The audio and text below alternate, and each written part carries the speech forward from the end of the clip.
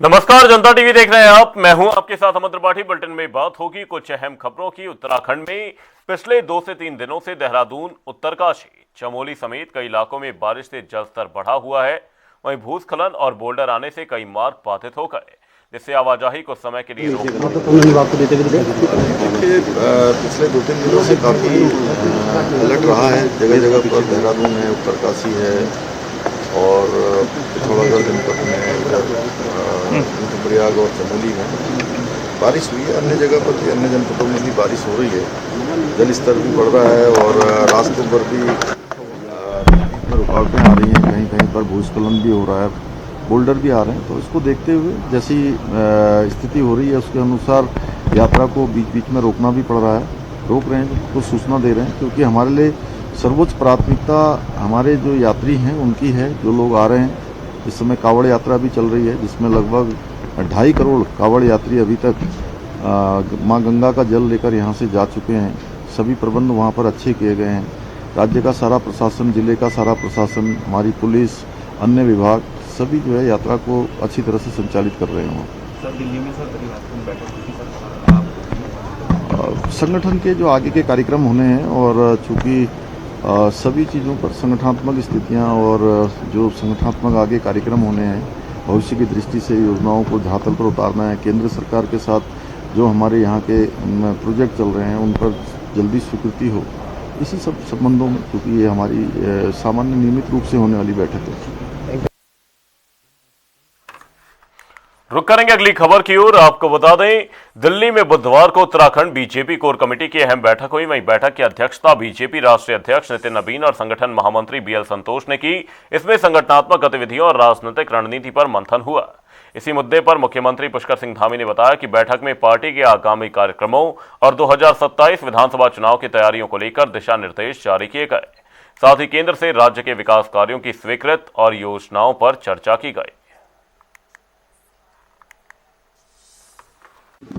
संगठन के जो आगे के कार्यक्रम होने हैं और चूँकि सभी चीज़ों पर संगठनात्मक स्थितियां और जो संगठनात्मक आगे कार्यक्रम होने हैं, भविष्य की दृष्टि से योजनाओं को धरातल पर उतारना है। केंद्र सरकार के साथ जो हमारे यहाँ के प्रोजेक्ट चल रहे हैं उन पर जल्दी स्वीकृति हो, इसी सब संबंधों में, क्योंकि ये हमारी सामान्य नियमित रूप से होने वाली बैठक है। कांग्रेस के राष्ट्रीय अध्यक्ष मल्लिकार्जुन खड़गे 8 अगस्त से उत्तराखंड के 2 दिवसीय दौरे पर रहेंगे और इस दौरान वो हल्द्वानी में करेंगे और पार्टी के वरिष्ठ नेताओं और कार्यकर्ताओं से मुलाकात भी करेंगे। आगामी विधानसभा चुनाव को देखते हुए कांग्रेस ने उनके दौरे को अहम माना है। चुनाव प्रबंधन समिति के अध्यक्ष हरक सिंह रावत ने कहा कि खड़गे के दौरे से कार्यकर्ताओं में नई ऊर्जा आएगी और चुनावी तैयारियां मजबूत होंगी। साथ ही संगठन को बूथ स्तर तक मजबूती मिलेगी। हमारे राष्ट्रीय अध्यक्ष खड़गे जी 8 अगस्त को हल्द्वानी में आ रहे हैं और एक विशाल रैली को संबोधित करेंगे। उसके लिए हमारे प्रदेश के अध्यक्ष, विपक्ष के नेता पहले से वो कार्यक्रम की तैयारी में वहाँ लगे हुए हैं। माननीय प्रीतम सिंह जी, मैं, करण मेहरा जी भी इस कार्यक्रम की तैयारी के लिए हल्द्वानी, रुद्रपुर गए थे और ये कार्यक्रम मैं सोचता हूँ ऐतिहासिक होगा खड़गे जी का, और ये निश्चित रूप से इससे कांग्रेस को ताकत मिलेगी।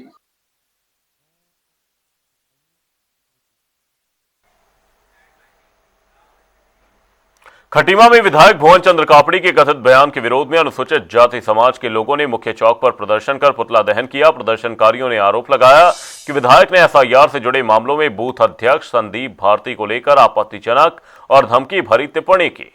भाजपा एससी मोर्चा के प्रदेश मंत्री रामू भारती समेत अन्य लोगों ने बयान की निंदा की। प्रदर्शनकारियों ने चेतावनी दी कि भविष्य में ऐसी टिप्पणी का पुरजोर विरोध किया जाएगा।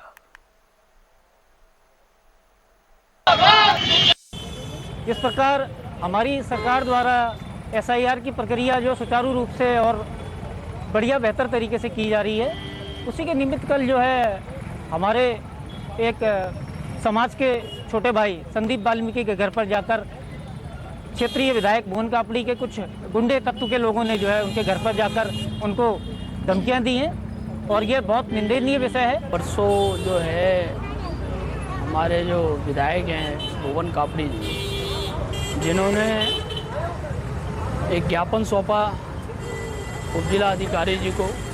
उसके बाद वो वीडियो में बोल रहे हैं कि एक लड़का हमारे यहाँ का है, संदीप वाल्मीकि, संदीप भारती, उसने कुछ आपत्तियाँ लगाई होंगी कुछ किन्हीं लोगों पर। तो उसको आपत्ति लगाना एक सामान्य प्रक्रिया है SIR की। यदि अगर आपत्ति गलत है तो उसका निस्तारण शासन प्रशासन वहाँ करने के लिए बैठा है। मसूरी में वेंडिंग जोन को लेकर विवाद जारी है। हाईकोर्ट से नगरपालिका को राहत मिलने के बाद भी रेहड़ी पटरी कमजोर वर्ग कल्याण समिति ने फैसले पर सवाल उठाए। समिति का आरोप है कि पालिका ने कोर्ट में गलत तथ्य पेश किए और 3 वेंडिंग जोन सिर्फ कागजों तक सीमित हैं। टीवीसी चुनाव में अनियमितताओं का आरोप लगाते हुए समिति ने पुनर्विचार याचिका दाखिल करने की मांग कही है। वहीं मांगे पूरी नहीं होने पर आंदोलन और भूख हड़ताल की चेतावनी भी दी गई है। चुनाव भी कराए। टीवीसी कमेटी है क्या, जो हमारे वेंडर्स को भी अभी तक पता नहीं है। टीवीसी का मतलब टीवीसी कमेटी के जो 10% 40% जो भी आदमी ले जाते हैं वो वेंडर्स की भलाई के लिए ले जाते हैं। इससे पहले जो टीवीसी कमेटी उसने तो बुराई करी, और अब जो मेंबर चुने गए हैं क्या उनको मालूम है, क्या उन्हें पता है कि वो मतलब अपने वेंडर्स के लिए क्या कर सकते हैं।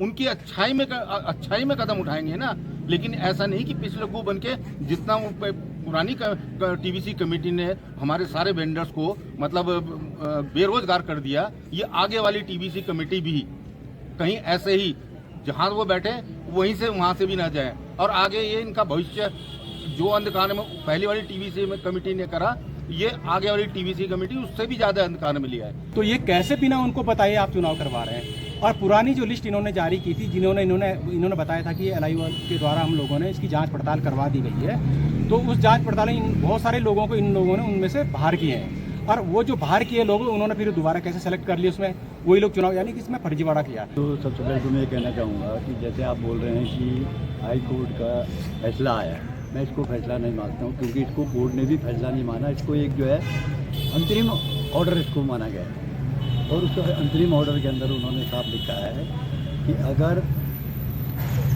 याचिकाकर्ता को ये लगता है कि नगर पालिका के या गवर्नमेंट सरकारी वकील ने अगर आपके तथ्यों को घुमा फिरा करके या कहीं पर रोक करके जो है अपने तथ्य जो है सही ढंग से नहीं रखे गए, और आपको लगता है कि जिस वजह से जो है हमारे पक्ष में फैसला नहीं आ सकता, आप जो है उसमें पूरे केस को रिकॉल कर सकते हैं। ऑल इंडिया इमाम एसोसिएशन के अध्यक्ष मौलाना साजिद रशीदी के कांवड़ यात्रा पर कथित बयान को लेकर संत समाज में नाराजगी है। महामंडलेश्वर रुपेंद्र प्रकाश ने कहा कि कांवड़ यात्रा करोड़ों शिव भक्तों की आस्था से जुड़ी है। उन्होंने कांवड़ियों के लिए अपमानजनक शब्दों के इस्तेमाल को धार्मिक भावनाओं को आहत करने वाला बताया। संत समाज ने साजिद रशीदी से सार्वजनिक माफी मांगने और उत्तराखंड उत्तर प्रदेश सरकार से मामले में कानूनी कार्रवाई की मांग की है। साजिद रशीदी हरिद्वार में पवित्र सावन मास में कावड़ यात्रा के लिए आ रहे श्रद्धालुओं के ऊपर आतंकवादी और नशेड़ी जैसे शब्दों का प्रयोग कर रहे हैं, जो बहुत ही निंदनीय है। मैं उनकी भर्त्सना करता हूं, और ऐसे व्यक्ति के ऊपर मुकदमा दर्ज होना चाहिए जो हिंदुओं की भावनाओं को आहत करने का काम कर रहा है। हरिद्वार में चल रहे कांवड़ मेले को लेकर जीआरपी पुलिस सुरक्षा के साथ सेवा में भी जुटी है। शुक्रवार को एसपी जीआरपी अरुणा भारती के नेतृत्व में पुलिसकर्मियों ने रेलवे स्टेशन परिसर स्थित कांवड़िया विश्राम स्थल पर श्रद्धालुओं को पेयजल, फल, जूस और खाद्य सामग्री वितरित की। सामग्री पाकर कांवड़िये काफी खुश नजर आए। वहीं एसपी जीआरपी ने बताया कि यात्रियों की सुरक्षा और सुविधा के लिए विशेष इंतजाम किए गए हैं और मानवीय दृष्टिकोण से सेवा कार्य लगातार जारी है।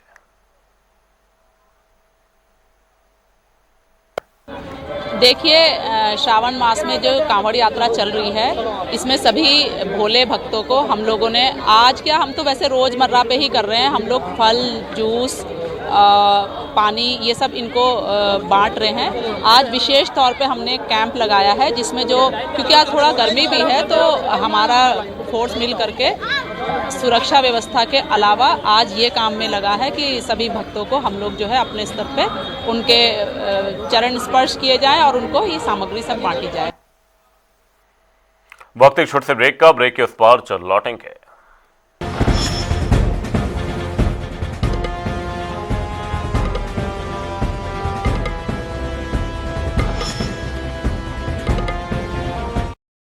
जॉइंट पेन के लिए डॉक्टर ऑर्थो ऑयल के अमेजिंग रिजल्ट सबको पता है, पर क्या आपको पता है कि पुराने और ज्यादा बिगड़े दर्द के लिए डॉक्टर ऑर्थो ऑयल के साथ साथ डॉक्टर ऑर्थो कैप्सूल्स को भी रेगुलर यूज करना चाहिए। ये कोई टेम्पररी पेन किलर नहीं, आयुर्वेदिक औषधि।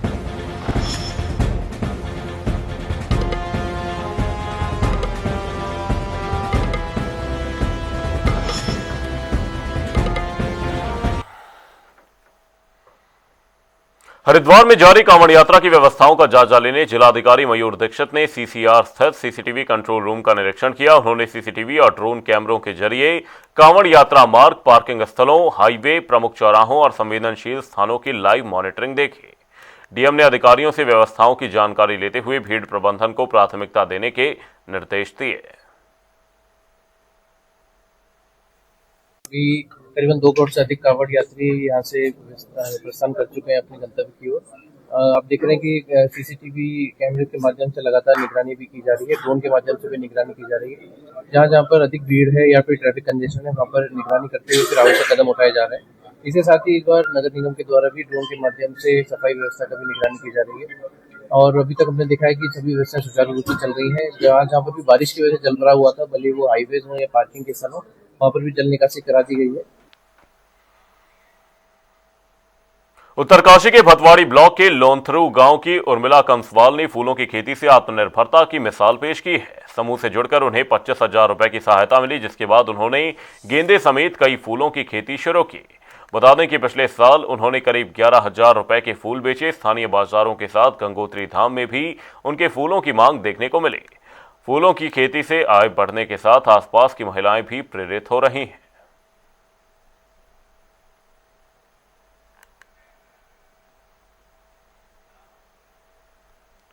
उत्तरकाशी के नौगांव में मुंगरा पुल के पास यमुना नदी का जलस्तर अचानक बढ़ने से 8 से 10 मवेशी नदी के बीच टापू पर फंस गए। सूचना मिलते ही फायर यूनिट नौगांव की टीम रेस्क्यू उपकरणों के साथ मौके पर पहुंची। तेज बहाव के बीच फायर कर्मियों ने रस्सियों की मदद से नदी पार कर सभी मवेशियों को सुरक्षित बाहर निकाला और सुरक्षित स्थान पर पहुंचाया। प्रशासन ने बारिश के दौरान नदी नालों से दूर रहने और सतर्क रहने की अपील की है।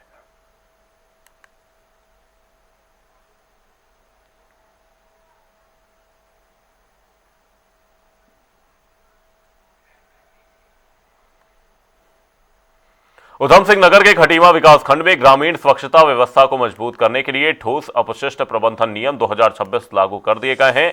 पंचायत प्रतिनिधियों को नियमों के प्रभावी क्रियान्वयन के लिए प्रशिक्षण दिया गया। नियमों के तहत गीले, सूखे और घरेलू खतरनाक कचरे को अलग अलग करना अनिवार्य होगा। बता दें कि सार्वजनिक स्थानों पर कचरा फेंकने और जलाने पर रोक रहेगी और घर घर कचरा संग्रहण के लिए यूजर चार्ज लिया जाएगा। नियम तोड़ने पर 500 से 5,000 रुपए तक के जुर्माने का प्रावधान है। आज विकासखंड खटीमा में ठोस अवशिष्ट प्रबंधन के संबंध में एक कार्यशाला का आयोजन किया गया, जिसमें समस्त ग्राम प्रधान, जिला पंचायत सदस्य, क्षेत्र पंचायत सदस्यों को बुलाया गया था। इससे पूर्व एक कार्यशाला जिला स्तर पर की गई, जिसमें समस्त विकासखंड कर्मचारी अधिकारियों को प्रशिक्षण दिया गया था। इस प्रशिक्षण में गाँव में कूड़े निस्तारण के संबंध में पूरी जानकारी दी जा रही है और चूँकि इसमें कोर्ट का आदेश है 1/4/2026 से हर ग्राम सभा से एक शपथ पत्र के रूप में जाना है, उस संबंध में कार्यशाला का आयोजन किया गया। इसके बाद यही कार्यशालाएं ग्राम पंचायत स्तर पर की जानी है, जिसमें इसमें जो प्रशिक्षण के प्रभारी रहेंगे संबंधित ग्राम पंचायत अधिकारी रहेंगे। ये माननीय प्रधानमंत्री जी का जो विज़न है कि स्वच्छ भारत मिशन के तहत, तो उसी क्रम में आज हमारे विकासखंड खटीमा में एक कार्यशाला रखी गई है और कूड़े निस्तारण को लेके उसमें हमारे क्षेत्र पंचायत के सदस्य, जिला पंचायत के सदस्य और ग्राम प्रधान आए हुए हैं यहाँ पर।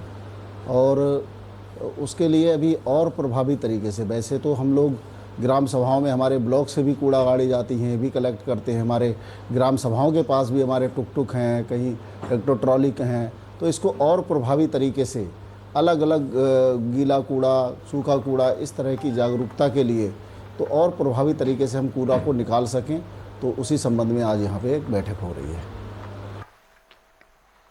मसूरी में लगातार बारिश के बीच गुरुवार को लाल बहादुर शास्त्री राष्ट्रीय प्रशासन अकेडमी गेट के पास कैंपटी फॉल मार्ग पर एक विशाल पेड़ बिजली की तारों पर गिर गया। वहीं सूचना मिलते ही फायर सर्विस की टीम मौके पर पहुंची। वहीं नगर पालिका और पीडब्ल्यूडी की मदद से हाइड्रा और जेसीबी से पेड़ को हटाया गया।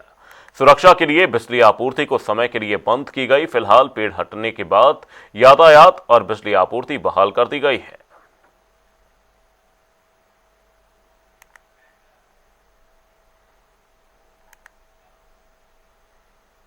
मसूरी में लगातार बारिश के बीच शुक्रवार सुबह एसडीएम कार्यालय परिसर स्थित कर्मचारी आवास पर पहाड़ी से विशाल बोल्डर टूटकर गिर गया।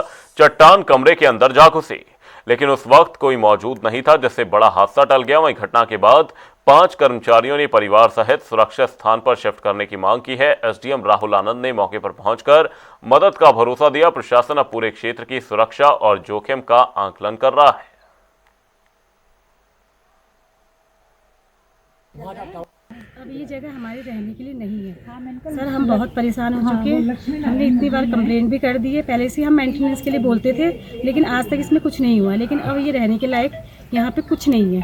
बस अब हम यहाँ रहते हैं तो समझो कि किसी न किसी की जान जाएगी यहाँ पे। बच्चे हुए तो मैं तो 2 दिन से यहाँ था नहीं, मैं कल ही आया हूँ। तो कल ही मेरी बहन ने मना कर दिया था कि यहाँ मत आना। जिस हिसाब से आपने देखा होगा कि वहाँ कितने बड़े बड़े बोल्डर गिरे हैं, उस हिसाब से अगर होता भी तो कोई बचने की कोई उम्मीद नहीं। दूसरा, अभी यहाँ पे एसडीएम साहब भी आए हैं, उन्होंने भी देखा कि उन्होंने भी कहा है कि ये तो बहुत डेंजर हो रही है। मैंने भी बात करी थी, मैंने बोला सर यहाँ पे वो हो गया, तो उन्होंने यहाँ तुरंत खाली करो।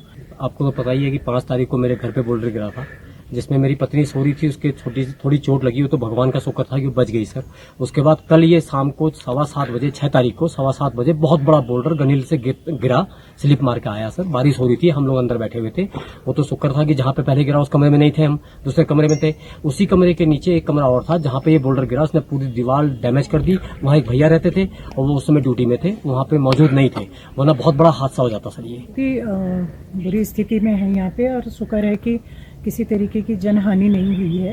लेकिन जब पूरी आवासीय परिसर को हम लोग देखते हैं तो इसका बहुत ही बुरा हाल है। वो किसी तरीके, मुझे तो लगता है यहाँ पे ना तो किसी तरीके की पहले से कोई मेंटेनेंस हुई है आवासों की, और आज तो इस स्थिति में है कि अब तो बिल्कुल भी यहाँ पे कोई भी स्टाफ मुझे लगता नहीं रह सकता है, क्योंकि पूरी तरीके से अंदर जो मलबा भरा पड़ा है, जिस तरीके से रात को बोल्डर ऊपर से आए हैं, ऊपर किसी तरीके का कोई कंस्ट्रक्शन का काम हो रहा है शायद से, उसी वजह से, क्योंकि वहाँ पे ग्रिल मशीन लगी हुई है, तो उसी वजह से ये बोल्डर गिर रहे हैं। बुलेटिन में फिलहाल के लिए सिर्फ इतना ही। रुकेंगे एक छोटे से ब्रेक के लिए। देखते रहिए जनता टीवी।